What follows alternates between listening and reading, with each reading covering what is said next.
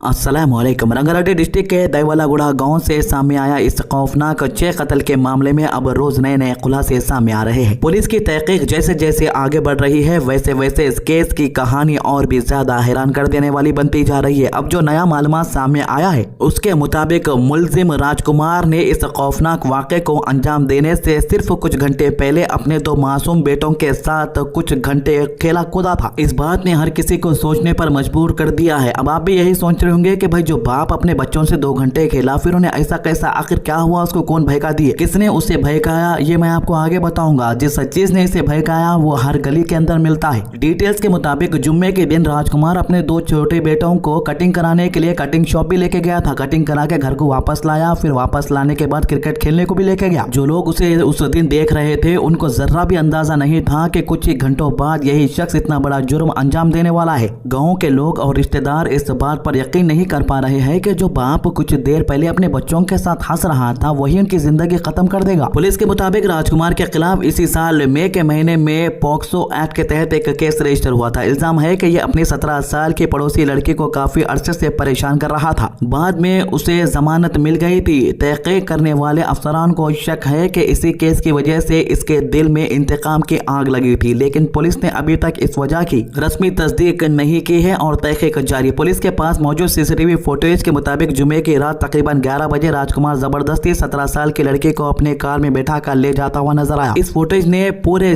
Case को एक नया मोड़ दे दिया और पुलिस इसे अहम सबूत के तौर पर देख रही है। तहकीक के मुताबिक राजकुमार सबसे पहले लड़की के घर में घुसा। यहाँ इसने लड़की की माँ और नानी का कत्ल कर दिया। इसके बाद ये लड़की को जबरदस्ती अपने कार में बैठाकर गांव से तकरीबन 3 किलोमीटर की दूर एक लेक के पास ले गया, तालाब के पास। तो इसने लड़की को तालाब के पास ले जाकर क्या किया, पुलिस का कहना है कि फॉरेंसिक और पोस्टमार्टम रिपोर्ट का इंतजार किया जा रहा है ताकि यहाँ क्या हुआ इसकी पूरी तस्दीक हो सके। इसके बाद ही लड़की का भी कत्ल कर दिया गया। पुलिस के मुताबिक इसके बाद राजकुमार वापस अपने घर पहुंचा और यहाँ अपनी बीवी पार्वती, सरिता और अपने 2 मासूम बेटों का भी कत्ल कर दिया। पुलिस का मानना है कि ये तमाम वाकये सिर्फ 2 घंटों के अंदर रात के 11 बजे से 1 बजे के दरमियान अंजाम दिए गए। इन्वेस्टिगेशन में यह भी सामने आया है कि तमाम वाकये के बाद राजकुमार ने अपने वालिद यानी अपने बाप को फोन किया। उसने बताया कि उसने 6 लोगों का कत्ल कर दिया है। और इसके अलावा अभी आपके स्क्रीन के ऊपर आप जो 7 ईंटा देख रहे हैं, कहा जा रहा है कि 6 लोगों का कत्ल करने के बाद घर के सामने राजकुमार ने 7 ईंटों को जमाया एक के बाद एक। ये देख के पुलिस वाले भी हैरान है। जब गांव वालों से पूछताछ की गई तो गांव वालों में से एक शख्स ने कहा कि जिस लड़की की माँ को इसने कत्ल किया था उस लड़की के बाप को भी इसने ही मारा था। गाँव वालों का कहना है कि इससे बचने के लिए उसने कई पैंतरे आजमाए,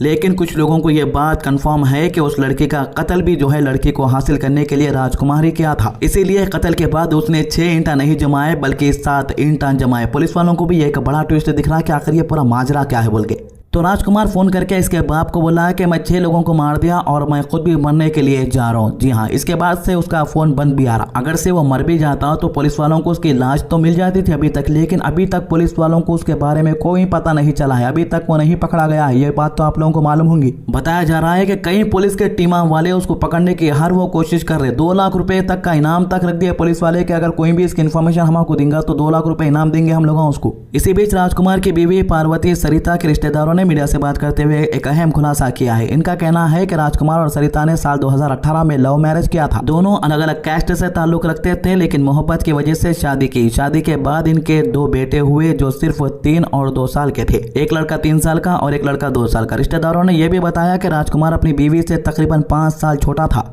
तो जब से राजकुमार की मुलाकात पड़ोस में मौजूद एक लड़की से हुई थी तब से इसका रवैया बिल्कुल बदल गया था। रिश्तेदारों का कहना है कि यह सरिता पर तलाक के लिए दबाव डालने लगा था और इनसे धमकियां भी देने लगा था और इसके बाद घर का माहौल धीरे धीरे खराब होने लगा। सरिता के रिश्तेदारों ने यह भी बताया कि सरिता पढ़ी लिखी और मेहनती खातून थी। उन्होंने BEd मुकम्मल किया था और हाल ही में टीचर एलिजिबिलिटी टेस्ट भी पास किया था। ये मुस्तकबिल में टीचर बनने का ख्वाब देख रही थी, लेकिन इनका यह सपना हमेशा के लिए अधूरा रह गया। दूसरी तरफ राजकुमार के बारे में भी कुछ नई मालूमात सामने आई है। रिश्तेदारों का कहना है कि उसने अपनी 3 एकड़ जमीन बेची थी और हर एकड़ के बदले तकरीबन 1 करोड़ 30 लाख रुपए मिले थे उसे। ऑलरेडी ये पहले से जो है पैसे वाला था था और इसके बाद कई जमीना भी थे। 3 करोड़ की जमीन ऑलरेडी बेचा था, घूम रहा फिर रहा था, लड़कियों को छेड़ रहा था, बस अय्याशी में था समझो। इतनी बड़ी रकम मिलने के बाद इसने डेयरी फार्म शुरू करने के लिए शेड भी तैयार किए थे। इस वजह से गांव के लोगों को लगता था कि इसकी जिंदगी ठीक चल रही है, लेकिन किसी को अंदाजा नहीं था कि इसके जहन में क्या चल रहा है। इस केस की एफआईआर में भी अहम बातें लिखी गई है। एफआईआर के मुताबिक 17 साल की लड़की की मां ने पुलिस को बताया था कि राजकुमार पिछले 1 साल से इनकी बेटी को परेशान कर रहा था। ये बार बार उसे फोन पर बात करने के लिए मजबूर करता था और जब भी कॉलेज जाती थी उसका पीछा करता था। अगर लड़की बात ना करे तो उसे जान से मारने की धमकी भी देता। लड़की की मां के मुताबिक हालात इतने खराब हो गए थे कि उन्होंने अपनी बेटी की पढ़ाई तक रोक दी। वो लोग 6 महीने तक अपनी लड़की को कॉलेज को तक नहीं भेजे। वो लोग परेशान खौफ में रहते थे कि कहीं राजकुमार उनके साथ कुछ गलत ना कर दे। एफआईआर में यह भी लिखा गया है कि राजकुमार का घर कंप्लेनेंट के घर के बिल्कुल बगल में था। मां का इल्जाम है कि उसने अपने घर पे सीसीटीवी कैमरा लगाया हुआ था ताकि उसके घर के हर मूवमेंट पर नजर रखी जा सके। 16 मई को जब लड़की अपना इंटरमीडिएट फर्स्ट ईयर का एग्जाम देने के लिए शमशाबाद गई थी तब इसकी मां भी उसके साथ थी। एग्जाम खत्म होने के बाद जैसे ही लड़की कॉलेज से बाहर निकली, इल्जाम है कि राजकुमार ने इसका हाथ पकड़कर जबरदस्ती ले जाने की कोशिश की। लड़की की मां ने फौरन मुदाखलत की और अपनी बेटी को बचा लिया। इस वाक़े के बाद पुलिस से रस्मी शिकायत की गई और राजकुमार के खिलाफ भारतीय न्याय संहिता के स्टार्किंग और क्रिमिनल इंटिमिडेशन से मुतालिक धाराओं के साथ पॉक्सो एक्ट के हरासमेंट वाला केस दर्ज किया गया।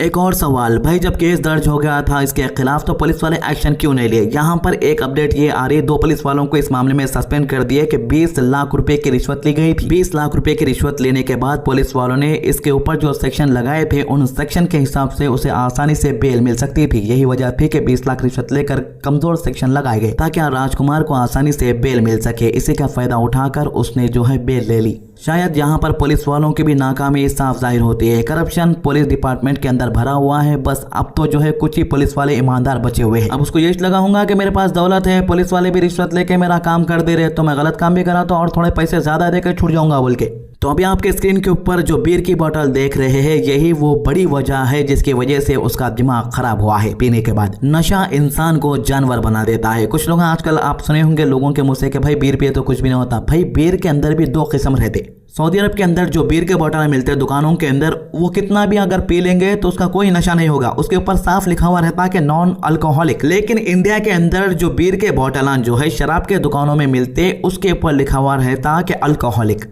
कुछ लोगों को सुने होंगे आप, भाई हम शराब नहीं पीते, बीयर पीते, बीयर से कुछ भी नहीं होता। वो आप लोगों को गलत इन्फॉर्मेशन दे रहे। बीयर से भी वही नशा चढ़ता जो शराब से चढ़ता। तो इंडिया के अंदर जो ज्यादातर बीयर के बोतल मिलते हैं, जो कैंस मिलते हैं, उससे नशा होता। एक सही मुस्लिम की हदीस है 203 नंबर पर, जिसके अंदर कहा गया है कुल्लू मुस्किरीन हराम, हर नशा देने वाली चीज हराम है। एक और हदीस है जो चीज ज्यादा मिकदार में नशा पैदा करे उसकी थोड़ी मिकदार भी हराम है। जामिया तिर्मिजी हदीस 1865, सुनन अबी दाऊद हदीस 3681।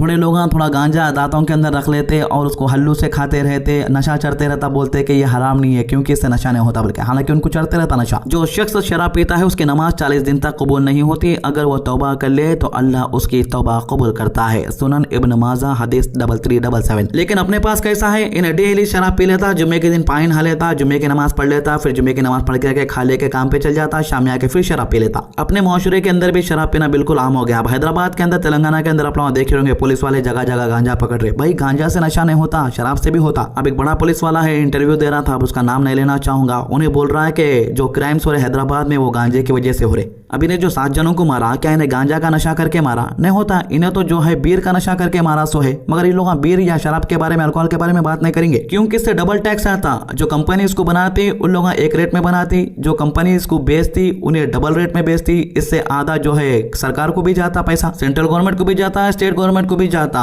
और दुकान वाला और 10-15 रुपए बढ़ के में बेचता करते। कई सारे वीडियोस भी आए थे, लड़ लेते रहते शराबियां। ये बोलना कि तेलंगाना हैदराबाद में क्राइम खाली गांजे की वजह से हो रहा है, ये गलत है। जितनी भी चीजें नशे की मिल रही, हर गली के अंदर शराब की दुकान है, इसकी वजह से माहौल खराब हो रहा। अब मैं ये जो भी बोल रहा हूँ हर किसी को मालूम है कि शराब की वजह से माहौल खराब हो रहा। घरों के अंदर लड़ाई झगड़े भी इसका सबसे बड़ी वजह शराबी है, लेकिन कोई भी इसके ऊपर नहीं बोलता डर के थोड़ा। तो खैर ये थी इन मामलों की अभी तक की अपडेट। हमारे चैनल को सब्सक्राइब कीजिए, वीडियोस को ज्यादा से ज्यादा लोगों तक शेयर कीजिए। अल्लाह हाफिज।